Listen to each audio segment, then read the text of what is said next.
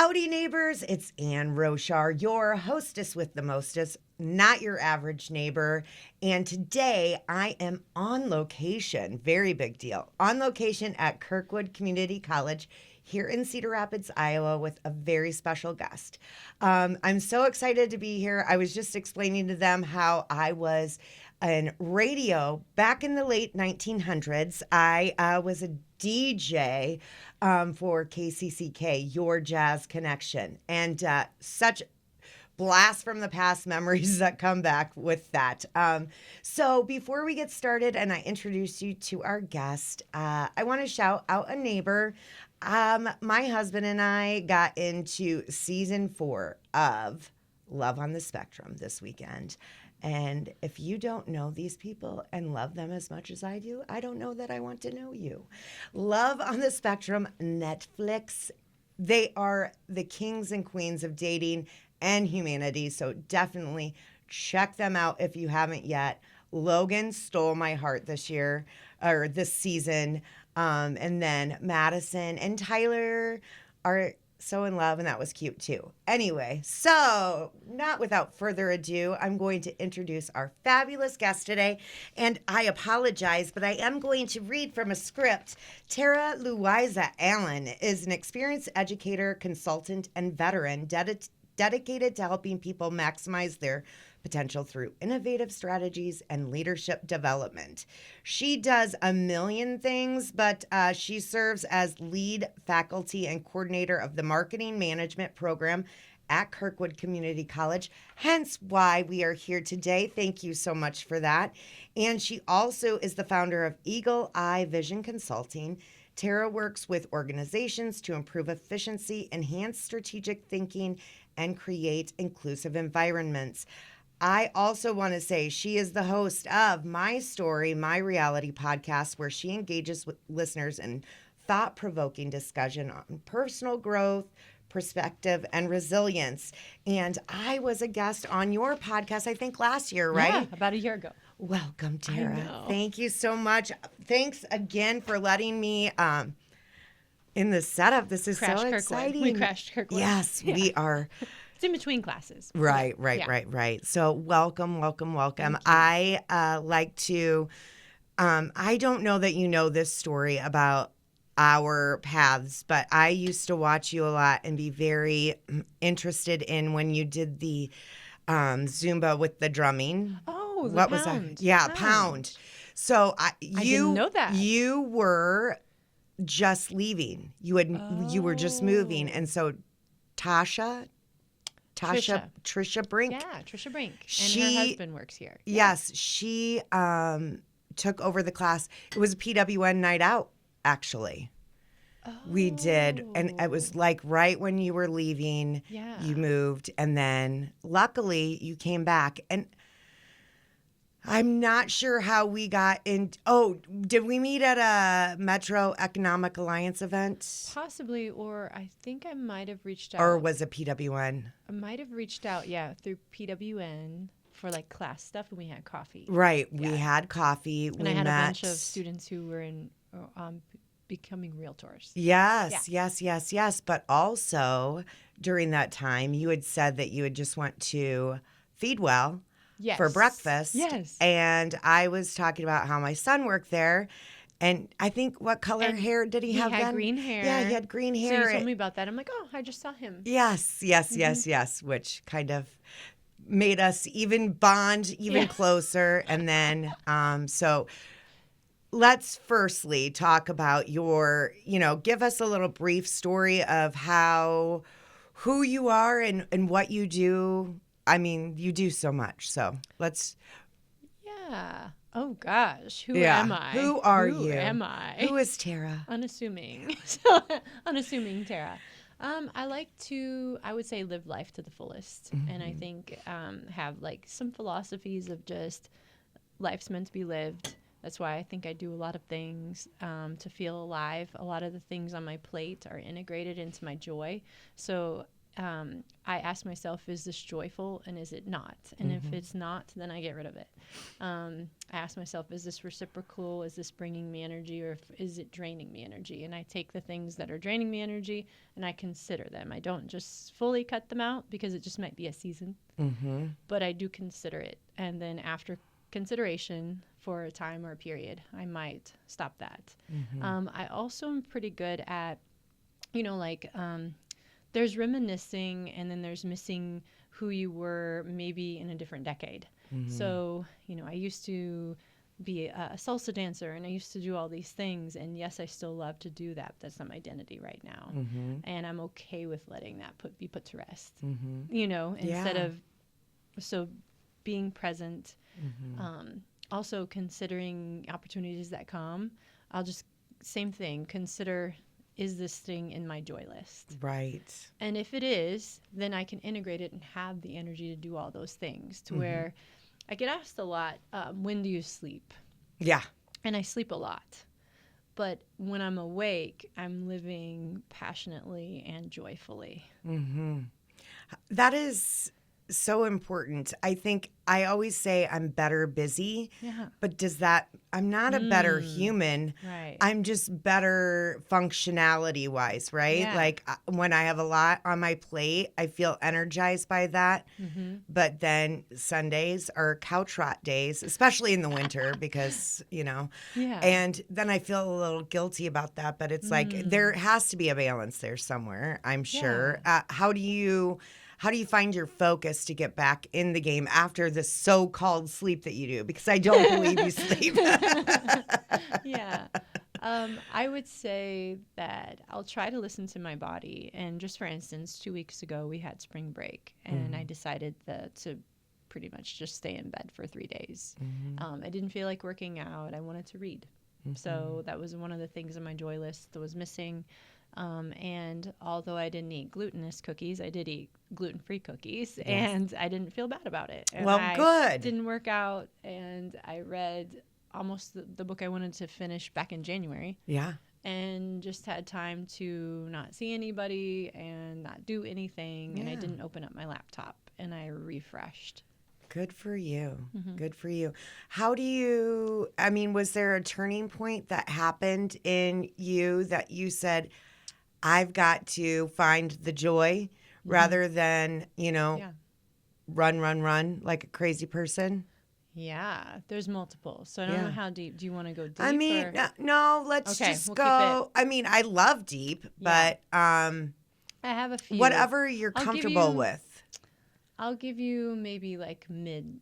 Well, I don't think I'm in midlife, but like in my 20s. Okay. I had I was in the military, and I had kind of some surgeries that didn't go well, which resulted pretty much my birth of my daughter. And it resulted in multiple surgeries and losing certain organs and things like that. So there was a surgery that I was assigned, or I guess scheduled to have, that was supposed to be 30 minutes, and it was an exploratory surgery.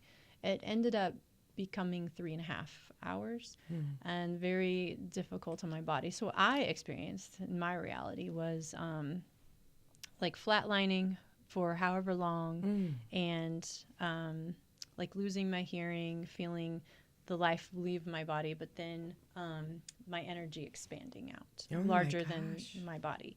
So that moment, and then I came back, and then I could hear again, and people were helping me. Wow. And so after, I think that moment, 2 things, I was like, oh, I almost died. And I have a daughter, and what am I doing with my life, kind of thing. Then the second thing was, I expanded. Why can't I expand while I'm alive now? Great. And so taking my energy and expanding it into, like, I really do believe I can expand it into my classroom. I can expand it into the community. Like, I feel like we're bigger than what our bodies can contain. And so, thoughts go everywhere and feelings go everywhere. And, when you walk into a room and you can feel the energy into the room, if people have been talking about you, or they're angry, or they're sad, or you can walk into a funeral and everybody's sad. You can feel the heaviness there. If you flip it, you can feel the joy. You can feel the connections. You can feel all that stuff. So I love that so much. I think much. that was a turning point of living. I'm flabbergasted to hear that is your experience, but also like it is all about our mind and what. If you have a negative mindset, I just heard this morning, nothing positive can come from that. Right. You really have to work on positive, Yeah. especially in a world of a dumpster fire that we are right now. Right. Yeah.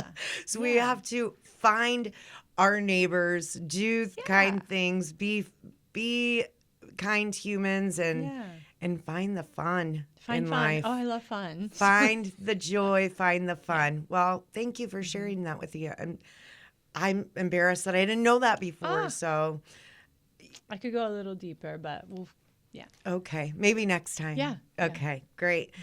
So when so I mentioned you moved to Nashville, right, for a few years, and then you came back. And when you came back, let's start your story there. When did you Okay. move back? I moved back in 2023, so I'd lived here 4 years before, from 2015 to 19. And I had a whole another world then. So you met me with Pound and going around doing fitness stuff. And I worked at the Johnson County Attorney's Office. And I was finishing up my MBA program and continuing on for ethics. And then moved to Nashville in 2019 and started working for the National Guard headquarters as an auditor for military programs. Oh, wow. Yeah. That seems so not you. No, I mean, Right, in the best possible way. So you worked there and then said, no, this Yeah. is not for me. Well, I had been an auditor for 8 years for a global insurance company. So auditing, like, I love compliance and ethics and doing the right thing. And I do like having parameters, even though I'm expressive and I seem kind of wild maybe. I like the box because there's safety in the box. Right. And I kind of want to talk about safety maybe with networking. But there's this, there's parameters in marketing, there's parameters in finance, there's parameters in government. In real estate. In real estate, yeah. And, there's tons of them. Yeah. And Those are wild right now. Ethics Speaking of are, wild. a wild concept for some. Yeah. Not just realtors, but, No, I think it's stressful. Yeah. Because we've had some conversations lately. Yes. It is a little stressful. So you were doing auditing and then... And then I crossed over to be an ethicist for the federal government during the pandemic. Oh, wow. And that's when I decided, for personal reasons, to go more full-time education side, but on the professional development. So I was a director of professional development for multiple universities. So I was at Tennessee State University doing kind of early childhood learning sciences in their research and sponsored programs. And it was pretty fun. I bet. So, but while doing that, I was an adjunct at Kirkwood starting from 2016. So I would fly back and forth. Oh, Yeah. I didn't realize that. So when the position came open, I kind of caught wind of it and then applied. And here you are. Yeah. Here And said you are yes. at Kirkwood. I said yes. Yes.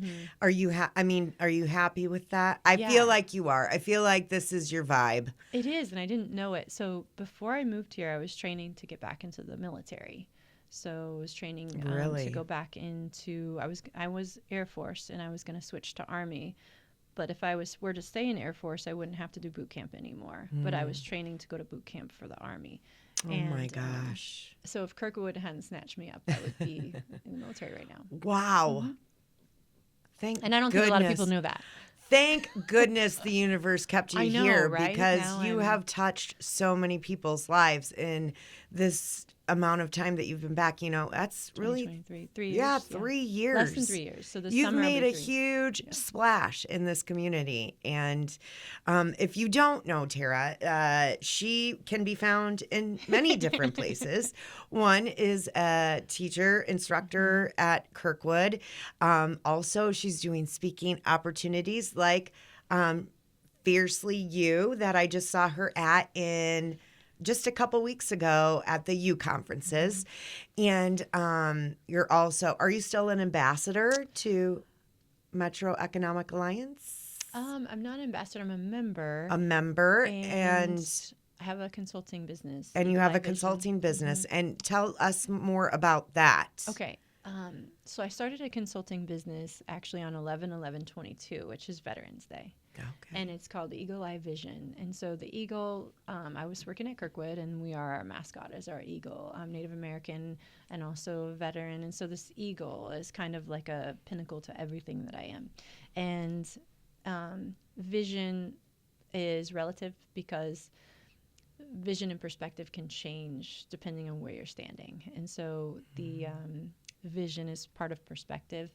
And then the eye is kind of like a target. So when eagles see, and they see super clearly, and they have like this sharp vision, when they see and they attack their prey, they're going at speeds that could injure them.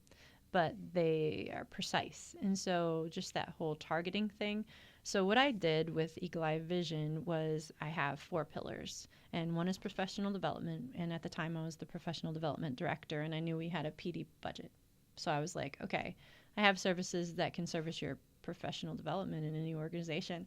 So I followed the budget because I was a auditor, so I kind of knew how to navigate and then advertise. Then marketing, so and that entailed AI because I was like, this is what's here.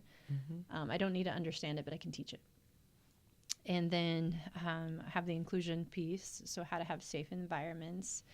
And and then the wellness piece, because I can do 28 different formats of fitness, and then menopause, perimenopause workshops, mindfulness workshops, the science of your brain. So working in learning sciences, I learned so much about the brain. And then I can incorporate that into my marketing, and I can incorporate it into leadership. I can incorporate that into mindfulness. And then I teach meditation. Oh my God. Seriously, when do you? And when painting, painting classes, whatever. Oh my Yeah, I'm a gosh. beekeeper now. Oh yeah. Just throw that in I there. have to because it's so funny. I think it's funny. I'm going to get a name tag. I was just talking about it this morning. That has says- all of the things. And I'm going to get shoes. So actually in class right before here, they were like, you should find some boots with bees on them. So I'm like, well, let me just look it up. yeah. And then you can type whatever you want. So I put Tara, comma, a beekeeper, and they were just cracking up. Oh, see, I've been lucky enough to have the opportunity to come in and kind of, I don't know, speak to the students about life in the real world, kind of. And I always enjoy that so much. I don't know, and I probably haven't said it perfectly or maybe at all, but I just really appreciate that you see me. Yeah. Because I feel like I know I'm loud and bold and all of that, but sometimes I feel like I get, whatever. And that's, again, just my mental health. So maybe we can do a mental health session as well. But so I just adore you, and I appreciate your energy and how you see joy and good in everyone. I just really appreciate that. And we're so lucky to have you back here. Thank you, Kirkwood, for seeing the light and knowing that this is the vibe we needed is here. So yay, Kirkwood. Yay. And how do they find you if they want to learn more about Eagle Eye Consulting? Yeah, so I'm kind of like a speakeasy. So I never. Oh, yes. Yeah, That's so right. I don't really You have. love a speakeasy. I do. So it's like you have to know me. Yeah. Have coffee with me. Right. Find me on LinkedIn. So I'm on Tara Louisa Allen on LinkedIn. So that's the easiest way to find me. Okay. Is LinkedIn. And then I have my business cards out there. My cell phone is on there. You can Google me. Okay. Find me. My phone number is very public. Yeah. And with that, I find that the more public you are, and I think this is kind of a plug for ladies, is the more you're out there, and for students with networking, the more you're out there. A lot of people try to hide and they want to be private and everything like that. And that's actually an unsafe tactic. So there's safety in numbers. There's safety in community. When people know you, there's safe. Your safety level just keeps on rising. That is Because such an interesting way to look at it because being a realtor and having my friggin' phone number everywhere, Yeah. uh, You're very safe. I guess that, and I'm an elderly woman who, yeah, I'm just kidding. Well, maybe I'm not that safe then because I can't run that fast. I'm just kidding. No. I'm just kidding. Hornet spray. We'll get you some hornet spray. Yes, that's right. It goes further. Perfect. So I'm sorry, I kind of lost track there for a second. So you with the students and I think that's what we'll go into next maybe is just the networking and stuff that you do. I feel like being a part of a community is energy for us as well, right? Mm-hmm. I feel like, yeah, there's some days I don't want to people at all, right? You know, but for the most part, I get my energy from excitement and being in a room with other people who are teaching me things or, you know, inspiring me. And I wonder if that was your goal when you started at Kirkwood, you know, like this was going to be your journey, because I feel like you've opened some young minds to networking and doing stuff that's out of their box. Yes. Yeah. I think that people would be maybe shocked to hear that I used to be very shy and didn't talk and actually couldn't really articulate very well. And kind of hid in my house, and I worked from home. So when I worked for an insurance company, I was just working from home. I was there 7 years before opening my first business. And I was 21 when I opened my first business. And I didn't go to college. I didn't have any interest in going to college. And when I opened my business, I just kind of like walked outside because I was like, well, if people are going to come to my business, then I need to invite them. So it was just like this very organic way of learning marketing. Didn't know I kind of had it in me. Also, didn't know I was really entrepreneurial, and I didn't know I was a good networker at this point. I remember the first thing, I just went and talked to my neighbor. So it's networking is so easy. You can just start with your neighbor, like your average neighbor. Yes, exactly. Yeah, and my neighbor said, "How long have you lived? Like, are you new to the area?" That was the first question that I had, and I was like, I've lived here 7 years. So that is kind of an example of nobody knew me, and I didn't want anybody to know me. Then in order for my business to grow, they had to know me. So I started, I was in Chicago, and I went to all the festivals, and I would perform here. So I learned kind of organically, and now I learned professionally or maybe educationally that the things I was doing was very scientific, and I had no idea. And I have a very scientific mind. And so with my friends, I like to talk about scientific things, and I like to talk about all these really boring, nerdy type things. But then when I'm in the classroom, it's more relational fun. And when I'm at home, it's more relational and fun. But when I'm with my friends, it's very scientific and process oriented. And so I just kind of learned organically, oh, I'm good at networking. Oh, I really enjoy that. And here's the benefits of it. Right. I'm safer. I have friends. I have people to support me on those times when I'm doing something and I'm going to have naysayers. Right. Because I want my friends to be my supporters. Like, they're the fans. Well, I feel like when you walk in a room, you never meet a stranger. That's one thing that I admire about you. And we all have our internal voices that are telling us, bad. You're not good enough. Yeah. You're too loud. You're too this. You're too that.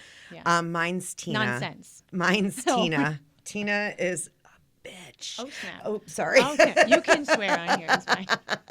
Tina is really not nice. And she really gets loud sometimes. Like at U conferences. I felt like Tina was coming out a little bit. I'm like, okay, let's go. Shut up, Tina. Yeah, exactly. Tina, you do not belong here. Yeah. But I admire that about you, but I also feel like you enjoy it because it's not work, right? I have a story about that. Okay. So I grew up kind of in an unstable family, and I've lived in 10 states. And the reason is because I came from kind of a terrible divorce that led to a bunch of moving around multiple states. And so I went to 9 high schools in 3 years, joined the military before I turned 18 because your parents can sign. I also went to just multiple schools. I mean, just always a new school. So I don't know what it's like to have a family dinner. I don't know what it's like to have this like support and network that people like average have. I don't know what it's like to have a childhood best friend or a childhood friend. I don't know what it's like to like, I don't know, like those normal things, they're not normal to me.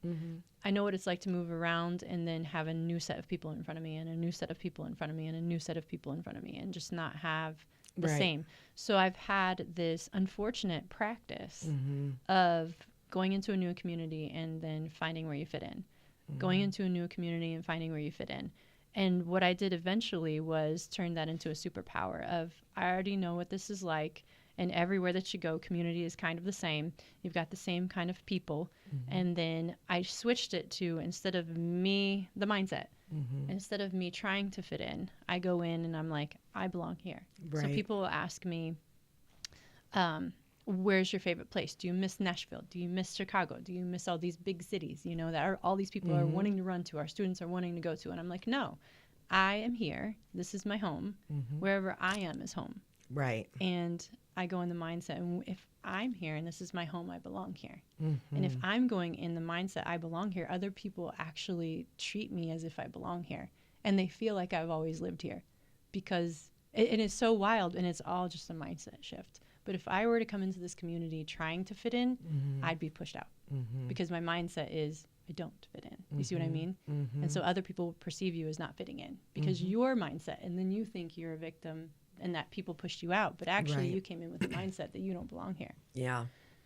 I wish I would have known in high school how important it was to, you know, your personality is your brand, right? Like, I feel like I have guilt about, you know, we're all like assholes when we're teenagers. Right. So, but I have been invited to return to some friend groups that I haven't had since high school. And I feel like, oh God, I feel like an imposter because firstly, that person wasn't me. I didn't know who I was back then. Right. Now I'm going to come in and be like all friendly, you know. It's just interesting that, and I've lived here all my life. You know what I'm saying? Like, this is home to me because it's the only one I've known. So when I started networking, I was like, I am no one, you know, who am I? see. Like, I didn't know the importance of that until I really began at PWN being the executive, well, I don't know what I was. Behind the scenes, I was the cat wrangler. I was behind the scenes and I did all the things. And then but being busy behind the scenes kept me in front of people, but then I could kind of retreat and I have to go do this. I'm busy, you know, It's comfortable. and then go out more. And, you know, because I used to go into U conferences and not know anyone, you know, or maybe just a couple people. And I was really like, ooh. Now I'm like, listen, bitch, I'm here, okay? Yeah. Hello. And I think that it's to your point of being like too loud or too this. I've been told the same thing. So I flipped the whole thing and I was like, well, I'm going to be extra to be extraordinary. So I always you like think that that's too. too loud? Well, I'll be extra loud and you're going to remember me. Right, absolutely. I always say, why stand in when you can stand out now? Yeah. Where before I was like, oh no, I just want to hide over here and then hopefully, you know, someone will just see me. No, bitch, you got to put yourself out there. Yeah, nobody will see you. I do have students that don't want to be seen, and it's interesting because I won't remember their name. Those are the students that don't want to be seen. I have a hard time remembering their name. I have a hard time remembering them in class. I've made it a point to focus on them because it's easy to focus on the ones that want to be seen. Right. And that know that they're worth worthy That's to be right. seen. And so the ones that aren't now, but I'm not gonna like point them out either. Right. But Right. I make See it a them. point to You're really good look at at that. them Mm-hmm. and try to remember their name Mm-hmm. because it's difficult when they don't want to be remembered. And I'm telling you, from my experience of being your friend, being seen by you is magical. Oh, I feel see you. very honored, but also those people, maybe they want to be seen too, and they just don't have that voice yet to do it. Right. So if you see them, then they're going to feel a little bit more comfortable to, be seen by others because you're really cool. It's okay. Like, if Tara likes me and sees me, I'm probably a pretty cool Doing good. person. And if I snap and kick at them, when I snap and kick. But they amaze me though. And it's interesting, like by the end of a semester, sometimes I'll have, like there's a guy, for 2 years I hadn't heard him. And then all of a sudden he wouldn't stop. Yeah. He wouldn't stop talking. And I'm like, who is this? But boom, he became comfortable. Yeah. And I think it just takes practice to become confident. It takes practice to, and I'm still doing that. It takes practice to be like, okay, that was okay. That idea was okay. Mm-hmm. And if I fail, it's okay. If I didn't do well, it's okay. Well, I hope people really listen to this because even adults, even in your middle age, everyone's like, oh, how do you do it? Well, if you don't start, you'll never do it, right? And that is for anything. Yeah. But I was in my mid 40s when I became a networker, like a boss. Really. Yeah. I was, for that long, I was like, don't look at me, don't look at me, Why are you looking at me? But so when you finally get to that point, like I said in class, everyone puts their pants on one leg at a time. No one is that special to deserve your power to make you feel uncomfortable. So Exactly. yeah. Okay. I love that. Well, from there, I just want to go into a little bit of the AI of it all. Okay. My son literally verbally lashes out at me when I chat GPT anything because he is like, you're ruining our planet. And I'm like, I just want to know how to do this better. And I feel like Google was probably the first AI, right? Like we trained Google first. Google said AI for decades. Right. So I really am not trying to ruin the planet. So what do you say when people say that? Yeah, I just I asked AI to give me all the problems that AI is bringing, and it gave me all the list to include the water consumption. And it's like, then fix it. There's nothing like, if there's a problem, then solve it. Right. If there's a problem, do it differently. Right. If that's and the whole website thing, if people aren't going to websites, change the way people go to business. Right. If websites go out obsolete, okay, what's the new thing? Right. So create it. Yeah. Make it new. Make something no one's ever seen before. Right. To fix this problem. Because before AI, humans were ruining the planet. Oh, absolutely. So I don't think the problem is AI. Yes. I think the problem is humans.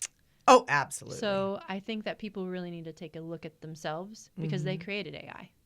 So that's what I always give. I just kind of turn it and be like, there's always people are trying to blame other than themselves. Take accountability and solve it. And you have this new tool now.